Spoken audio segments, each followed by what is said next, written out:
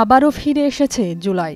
শোক আর সাহসিকতার প্রতীক এই মাস। ২০২৪ সালের এই জুলাই মাসটি কেবল একটি সময়ের নাম নয়, বরং একটি ঐতিহাসিক অধ্যায়, যেখানে ছাত্র জনতার সম্মিলিত প্রতিবাদ গর্জে উঠেছিল আর কণ্ঠ মিলেছিল এক সুরে। আর এই ইতিহাসের গুরুত্বপূর্ণ পটভূমি হয়ে উঠেছিল রাজশাহী। তার সাথে জড়িয়ে আছে অগণিত শহীদের আত্মত্যাগের গল্প। যে জায়গায় আজকে দাঁড়িয়ে কথা বলছি ২৫শে জুলাইতে, কিন্তু ২৪শে জুলাই ঠিক তার বিপরীত মুখে ছিল। আমরা ক্যাম্পাসগুলোতে যখন আসতাম, খুবই সংশয়ের মধ্যে আমাদের সময়গুলো কাটত। আমাদের ক্যাম্পাসে, রাজশাহী কলেজের ক্যাম্পাসে গত 16ই জুলাই তারা নারকীয়ভাবে কলেজে সাধারণ শিক্ষার্থীদের পরে আমাদের যারা আন্দোলনরত আমরা শিক্ষার্থী ছিলাম তাদের প্রতি তাণ্ডব চালানো হয়। ২০২৪ সালের ৫ আগস্ট রাজশাহীর রাজপথ কাঁপিয়ে দিয়েছিল এক দুঃসহ সন্ত্রাস। আওয়ামী সন্ত্রাসীদের হামলা থেকে মিছিলে থাকা মেয়েদের রক্ষা করতে গিয়ে শহীদ হন সাহসী তরুণ সাকিব। ১ বছরের মাথায় এসে আজও বিচার হয়নি সেই নির্মম হত্যাকাণ্ডের। শহীদ সাকিব আঞ্জুম ভাই রাজশাহীর আন্দোলনের শুরু থেকে আমাদের সাথে ছিল। তিনি আমাদের প্রায় সবসময় সাথেই থাকতেন, আন্দোলনের সাথে আমাদের ছিল। কিন্তু ৫ তারিখের আন্দোলনটা ছিল ভিন্ন রকম। আমরা তালাইমারি থেকে যখন সাহেব বাজার অর্থাৎ আওয়ামী লীগের অফিসের উদ্দেশ্যে যখন আমরা রওনা দিই, তখন আমাদের একটি বক্তব্য ছিল যে আমরা যারা ছেলেরা আছি শহীদ হয়ে যাব, কিন্তু আমাদের বোনদের যেন কোনো রকম তাদের শরীরে যেন কোনো রকম আঘাত না লাগে। শহীদ সাকিব আঞ্জুম ভাই মূলত আমাদের বোনদেরকে রক্ষা করতে গিয়েই শাহাদাত বরণ করেছেন। জানা গেছে ইচ্ছা করলেই সেদিন পালিয়ে যেতে পারতেন সাকিব আঞ্জুম, কিন্তু তিনি বোনদের মান সম্মানের কথা চিন্তা করে পিছু হটেননি। মূলত শহীদ সাকিব আঞ্জুম ভাই এই বোনদেরকে রক্ষা করতে গিয়েই তিনি শাহাদাত বরণ করেন। তিনি ইচ্ছে করলে কিন্তু সবার মতো তিনি পিছনে হটতে পারতেন। নিহত হওয়ার ১ বছর পেরিয়ে গেলেও আজও বিচার পায়নি সাকিবের পরিবার। অশ্রুসিক্ত কণ্ঠে সাকিবের মা রোকেয়া খাতুন বলছেন, তার ছেলেকে যারা মেরে ফেলল তার বিচার এখনো হয়নি। এই বিচার ব্যবস্থার কাছে কি তাদের কিছুই চাওয়ার নেই? সাক্ষী দাও, কাগজ দাও, এই দাও, বিরক্ত। আমরা একবারে বিরক্ত হয়ে গেছি।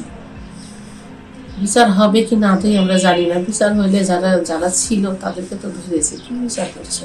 একই ঘটনার ধারাবাহিকতায় সেই দিন নগরীর আলুপট্টি মোড়ে পুলিশ ও আওয়ামী লীগের নেতাকর্মীদের সঙ্গে সরকার পতনের ১ দফা দাবিতে আন্দোলনরত জনতার সংঘর্ষে গুলিবিদ্ধ হন আলী রায়হান। ৮ আগস্ট তিনি মৃত্যুবরণ করেন। আলী রায়হান ভাই সামনে নেতৃত্বে ছিল, একেবারে যারা নেতৃত্বে ছিল আমরা তাদের পিছনের সারিতে ছিলাম।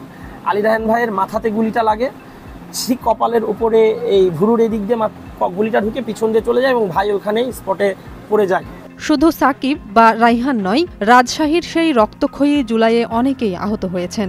আন্দোলনের সময় আমরা মিছিলের যেহেতু সামনে ছিলাম, আমার হাতে গুলিবিদ্ধ হয়েছিল। জানা যায় তথাকথিত সেই হামলায় শুধু ছাত্রলীগ নয়, পুলিশের একাংশ সক্রিয়ভাবে অংশ নিয়েছিল। আমাদের ওপর অতর্কিতভাবে ছাত্রলীগ, যুবলীগ এবং তাদের আওয়ামী পুলিশ লীগ সন্ত্রাসীরা আমাদের ওপর গুলি বর্ষণ করে। একজন জুলাই যোদ্ধা জানান, যখন দেশে ইন্টারনেট বন্ধ করে দেয়া হয়, তারা ভারতীয় সিম ব্যবহার করে আন্দোলনের ছবি ও ভিডিও অনলাইনে পাঠাতেন।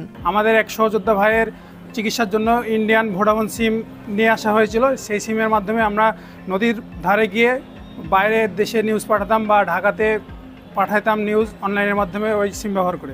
শহীদ সাকিবের মা বলছেন, শহীদদের পরিবারের ন্যায্য বিচার নিশ্চিত করতে হবে, আহতদের রাষ্ট্রীয়ভাবে চিকিৎসা ও সম্মান দিতে হবে এবং আওয়ামী সন্ত্রাসীদের বিচার দ্রুত সময়ের মধ্যে কার্যকর করতে হবে, এটাই তার চাওয়া। এই যে এই ছেলে আহত হয়ে আছে, কারো চোখ নাই, কারো হাত নাই, পা নাই, মুখ নাই, ওদের জীবনটা কি বিষণ্ণ হয়ে গেছে।